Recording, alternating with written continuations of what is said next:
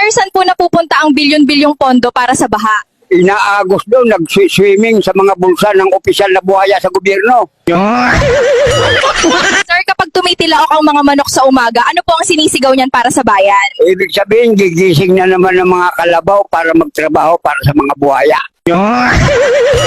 Sir, ano ang pinakakakatakot na tandem sa Pilipinas? Yung politiko at kontraktor yan ang halimaw na kumakain ng pondo ng bayan. Sir, anong moto ng politikong tuso? Sa kamera ako mabait, sa kaban ako malupit.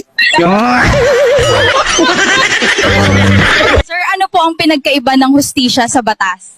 Ang batas nakasulat sa libro, ang hustisya nakasulat sa tseke. Sir, kung may batas